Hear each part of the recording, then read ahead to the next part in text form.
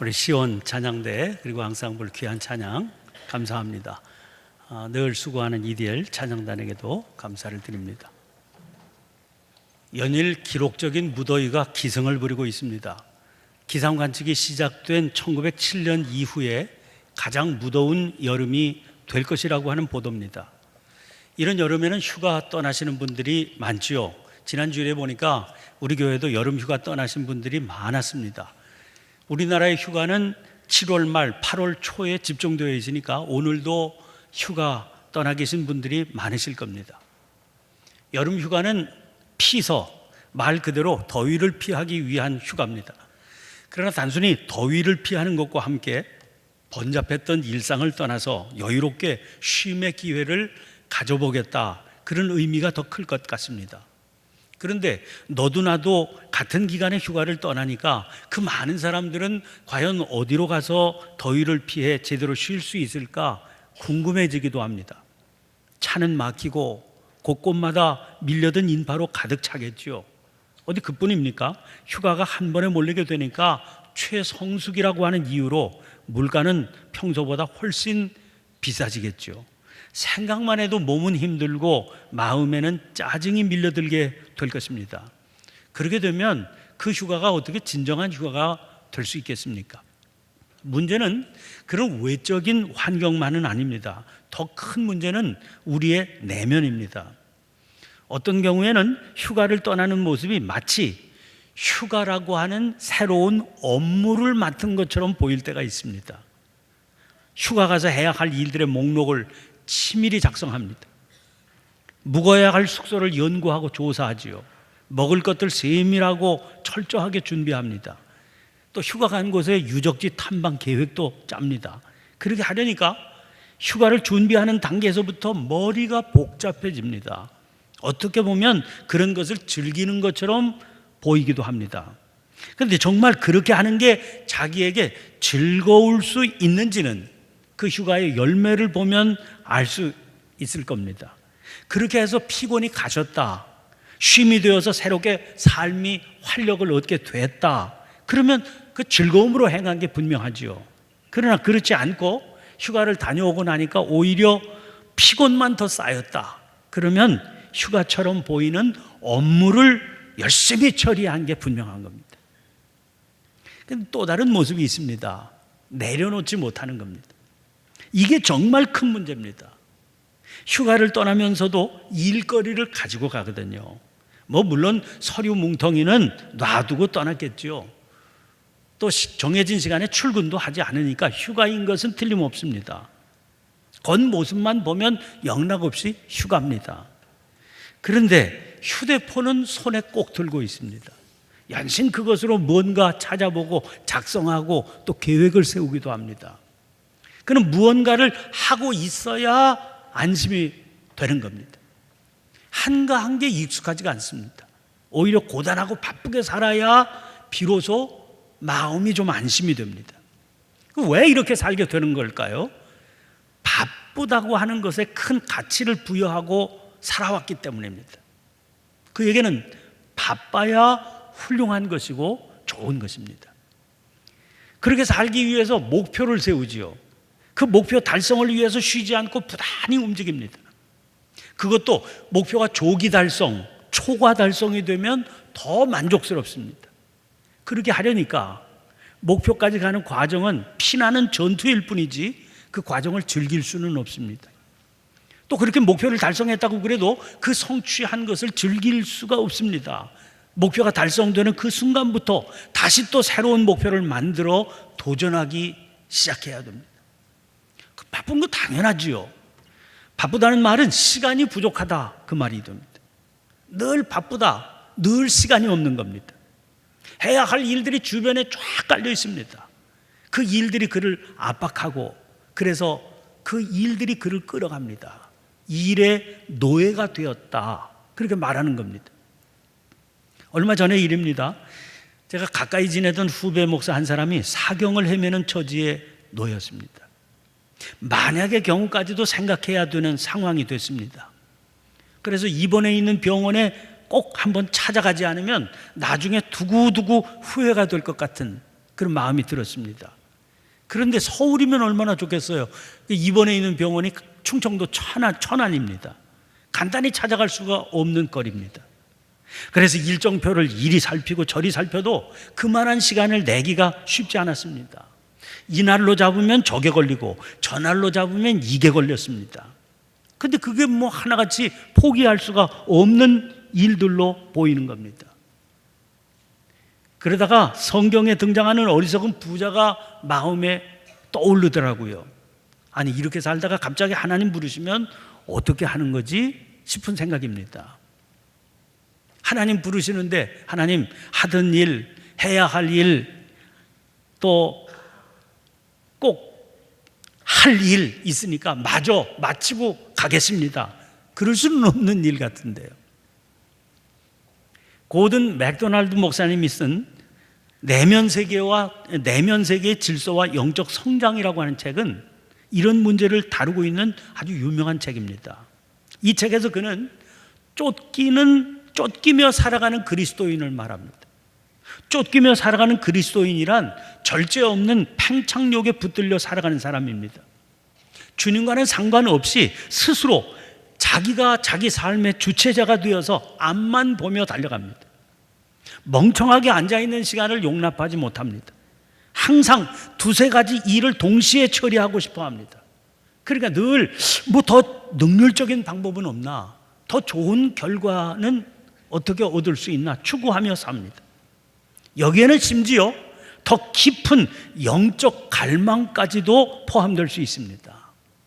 그러다 보니까 늘 긴장과 조바심에 사로잡혀 살아갑니다. 이미 자기가 일으켜놓은 성공과 성취가 있지만 그 만족할 만하다고 여기지 않기 때문에 그 기뻐하고 누릴 여유가 없습니다. 늘 심한 경쟁심에 시달리고 또 승부욕에 불탑니다. 그러니까 일상은 비정상적으로 바쁘지요. 그 결과가 뭐겠습니까? 그의 친밀한 관계, 예를 들면 부부나 가족, 친구와의 관계를 돌볼 겨를이 없습니다. 그 관계에서 깊은 대화는 막혀 있습니다. 막상 어쩌다가 시간이 주어져도요, 서로 할 얘기도 별로 없습니다. 사람과의 관계만 그런 게 아닙니다. 너무 바쁘다 보니까 하나님과의 관계마저 소홀해집니다. 기도할 시간이 없다, 그런 얘기지요. 그러니까 하나님과의 친밀한 관계에서 오는 위로나 기쁨 누릴 수가 없게 됩니다. 자기 자신을 돌아보는 일에도 소홀해지게 됩니다. 자기 성찰과 영적인 독서를 멀리하게 되니까 내적인 성장은 중단됩니다. 그 결과를 맥도날드는 함몰 웅덩이 증후군이 생긴다, 그렇게 말합니다. 그가 말하는 함몰 웅덩이라고 하는 건 요즘 툭하면 뉴스에 등장하는 싱크홀을 말합니다. 싱크홀이 일어나는 가장 큰 원인은 지하수의 고갈이라고 알려져 있습니다. 땅 속에 있던 지하수가 무슨 일 때문에 쭉 빠져나가고 또 지반이 그렇게 단단하지 못하면 갑자기 멀쩡하던 도로가 푹 꺼져서 웅덩이가 되어버리는 겁니다. 이 싱크홀이 위험한 것은 멀쩡해 보였기 때문이죠. 금방 전까지도 멀쩡했는데 돌발적으로 갑작스럽게 웅덩이가 생겨버리는 겁니다. 마찬가지로 우리 내면이 공허해지게 되면 누가 보든지 너무나 모범적으로 잘 살아가는 것처럼 보이던 사람이 한순간에 무너지는 그런 일이 생기게 된다는 겁니다. 자, 그의 말을 들어보세요. 그리스도인들이 직면한 가장 심각한 문제가 바로 신앙생활을 할 때에도 바른 신앙의 영역에서 공적 세계를 추구하며 함몰 일보 직전의 삶을 산다는 것이다. 신앙생활도 경쟁한다. 보이기 위한 신앙생활을 한다. 신앙생활도 일종의 성취의 영역이 되었고 명예와 권력 그리고 자기 과시의 현장이 되어버렸다. 이런 그리스도인의 결국은 침몰이다. 그럼 이런 위험에서 어떻게 하면 벗어날 수 있을까요? 고든 맥도날드가 대안으로 제시하는 것은 부름받은 사람으로 살아야 된다는 겁니다. 쫓기며 사는 그리스도인이 아니라 부름받은 사람으로 산. 부름받은 사람이라 한마디로 자기는 청직이다 하는 사실을 깨닫고 알고 살아가는 사람입니다. 우리는 화가가 아니라는 거예요. 화가는 하나님이십니다. 우리는 화가이신 하나님께서 당신의 그림을 그리는 캔버스인 겁니다. 이게 우리의 정체성인 걸 알아야 됩니다. 그리고 여기 흔들리지 말아야 됩니다.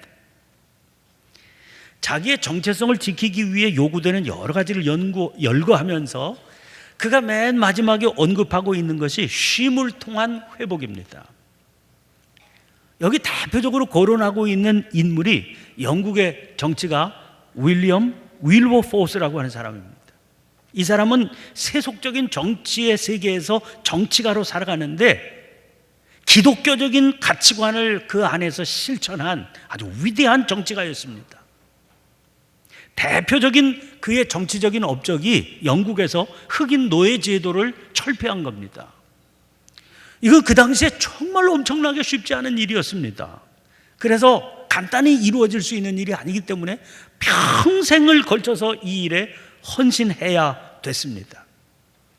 그런데 쉽지 않은 그 과정을 그가 어떤 어려움 속에서도 흔들리지 않고 잘 균형 잡힌 그리스도인으로 살아갈 수 있게 해준 힘이 뭐냐 하는 거예요.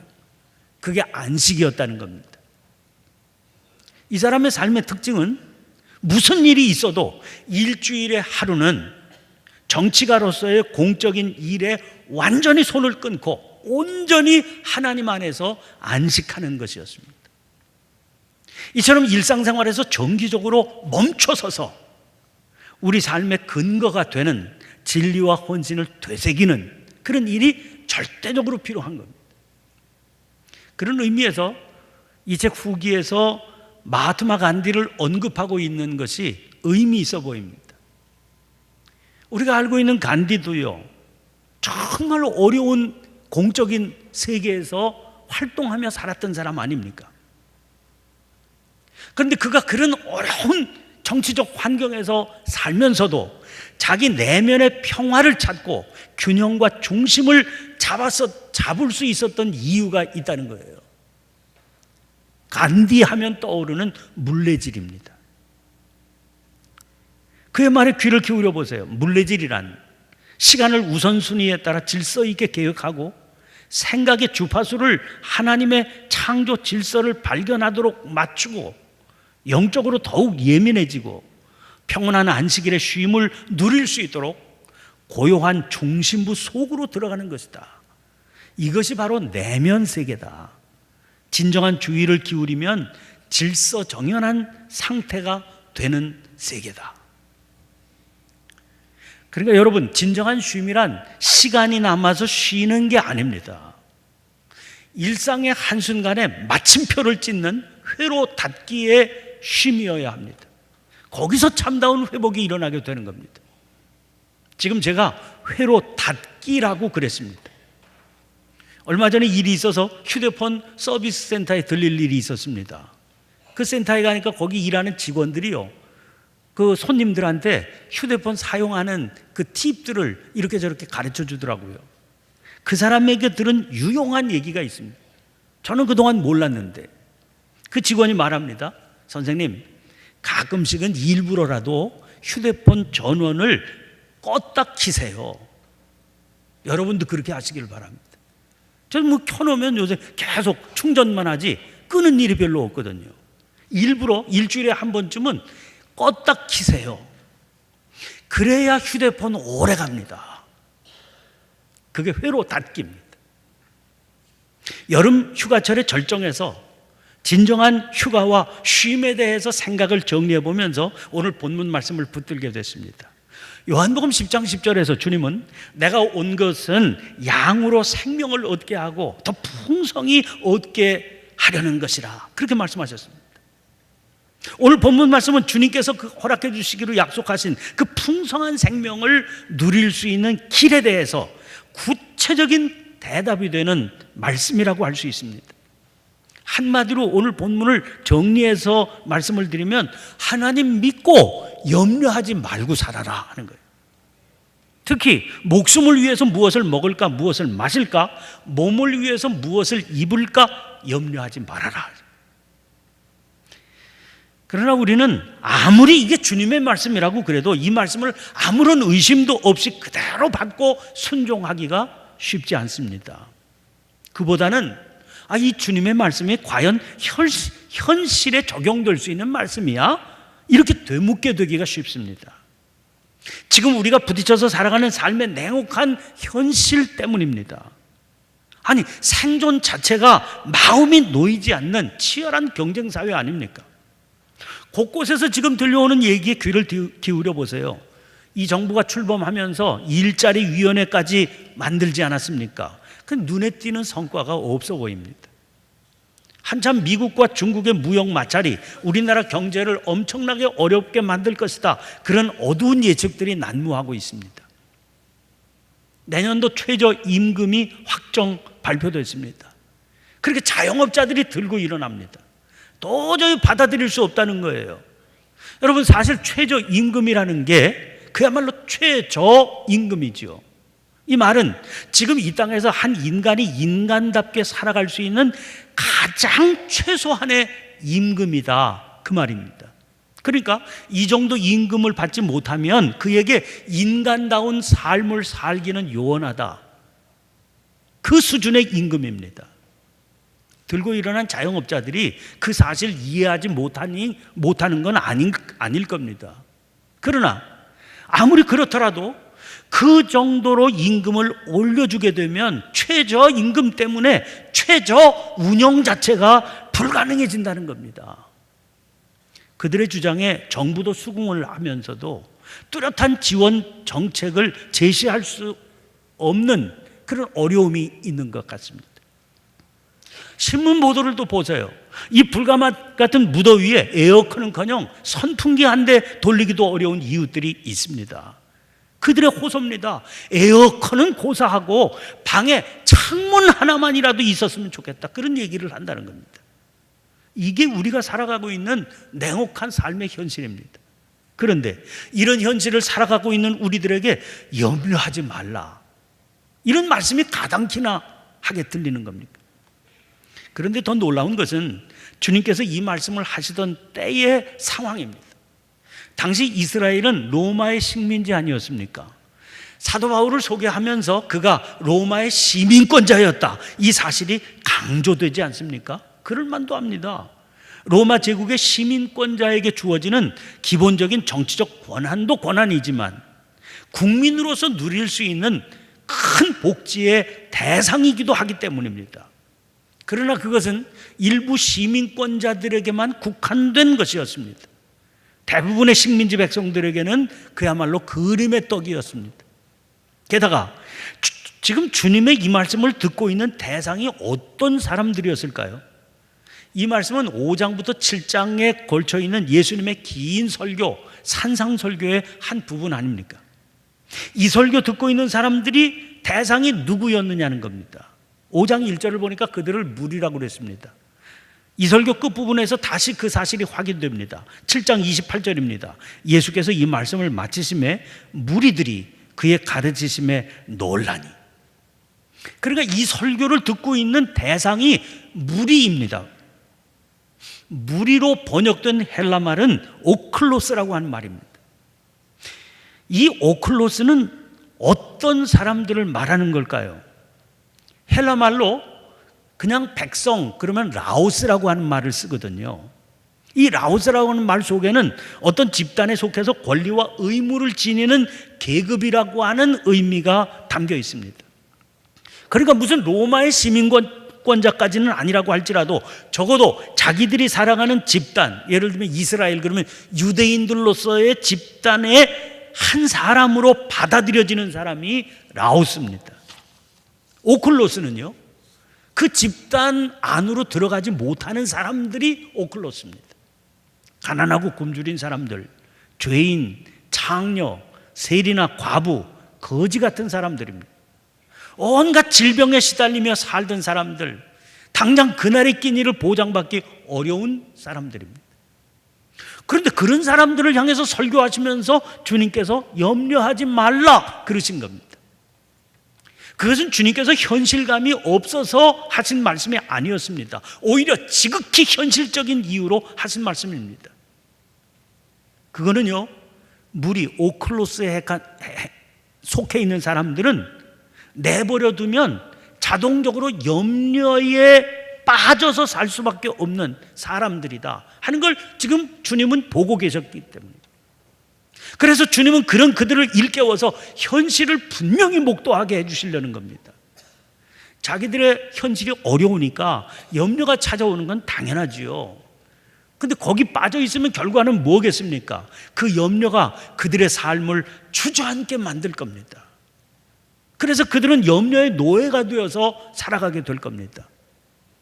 거기서 한 걸음 더 나가서 그보다 더 심각한 문제가 있어요. 그것은 그 염려 때문에 하나님에 대한 믿음이 무너지게 될 거라는 거예요. 여기서 분명히 해둬야 할 한 가지 사실이 있습니다. 그것은 실제적으로 삶의 문제를 준비하는 것하고 염려하는 것하고는 근본적으로 다르다는 겁니다.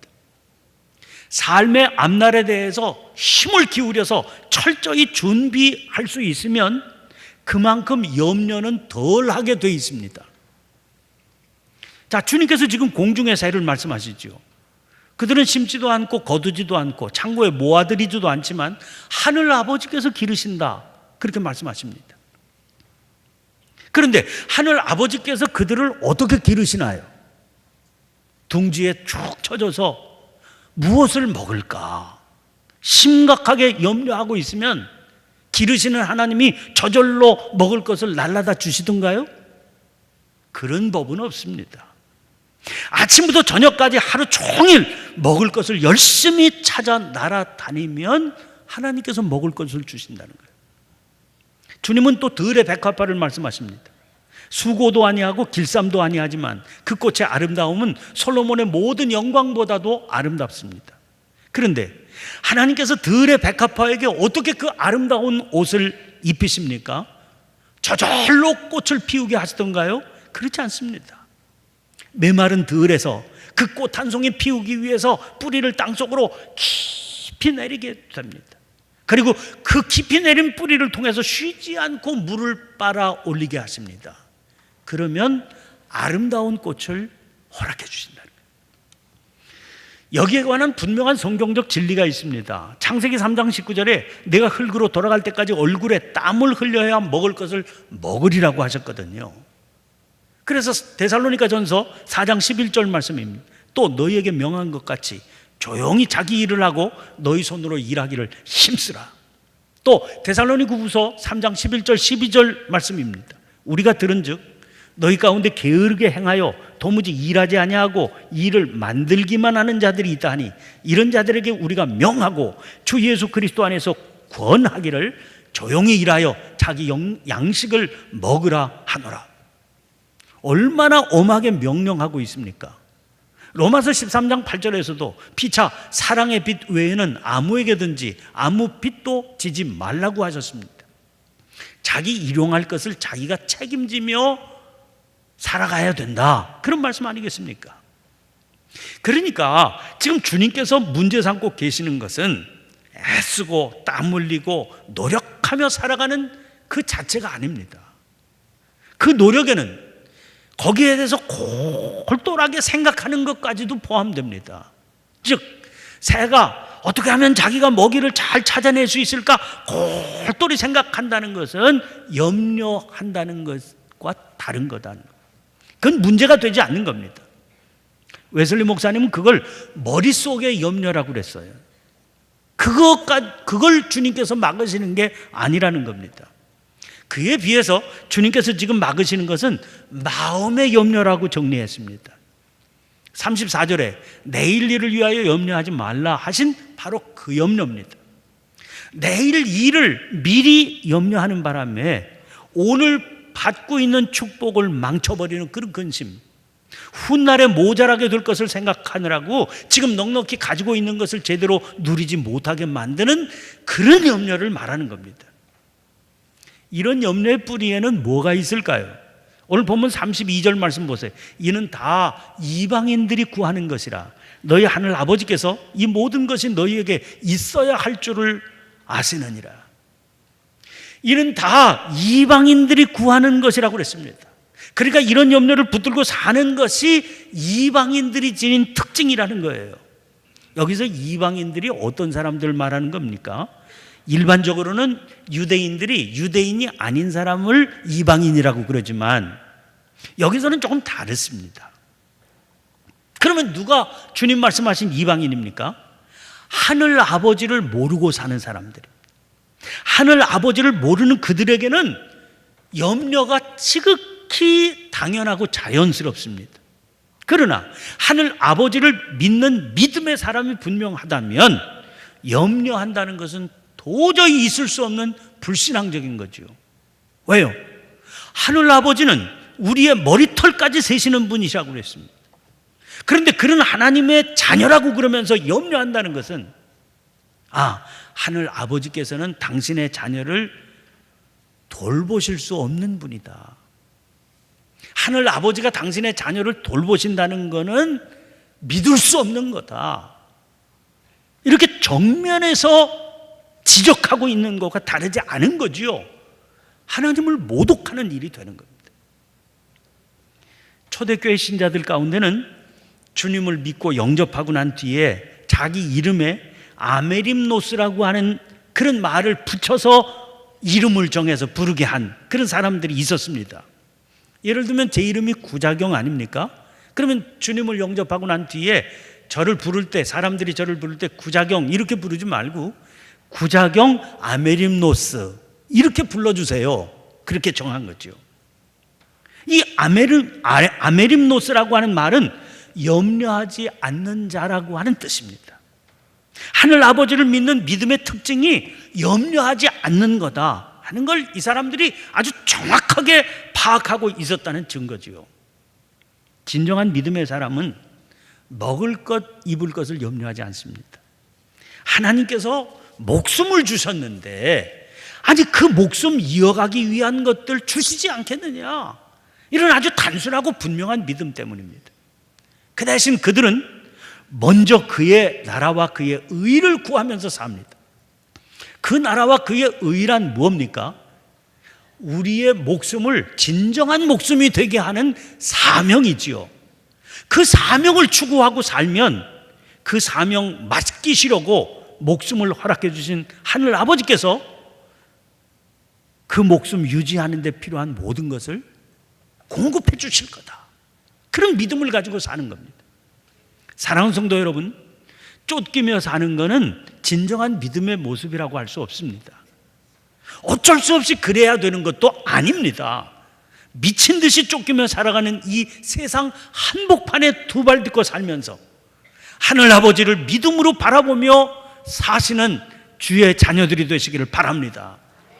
우리의 그렇게 살아가는 모습이 세상과 뚜렷하게 구별이 되어서 하기오스, 구별된 모습, 거룩한 모습이 되어 이 모습 때문에 세상을 구원할 수 있는 생명의 향기 되어 사시기를 주의 이름으로 간절히 축원합니다. 기도를 드리겠습니다. 은혜로우신 하나님, 눈앞에 분주한 일들에 쫓기며 살다가 무더위가 기승을 부리는 계절, 더위를 피하고 쉼을 누리려고 휴가 떠나는 모습을 봅니다. 쉼을 찾아 떠나는 모습조차 쫓기는 모습일 때가 많습니다. 환경과 상관없이 우리 안에 자리 잡은 염려가 만들어내는 삶의 모습인 줄 압니다. 그런 세파 속에서 저희들로 하여금 아메림노스, 염려하지 않는 사람이 되게 해 주시옵소서. 하늘 아버지께서 저희에게 필요한 모든 것을 알고 계시기에 맡기신 사명 부지런히 감당하면 필요한 모든 것들을 넉넉히 공급해 주시리라 굳게 믿으며 주어진 일상을 살아가는 저희들이 되게 해 주옵소서. 수고하고 무거운 짐진 자들아 다 내게로 오라, 내가 너희를 쉬게 하리라 약속하시며 저희를 믿음의 길로 인도해 주시는 예수님 이름으로 기도하옵나이다. 아멘. 아멘.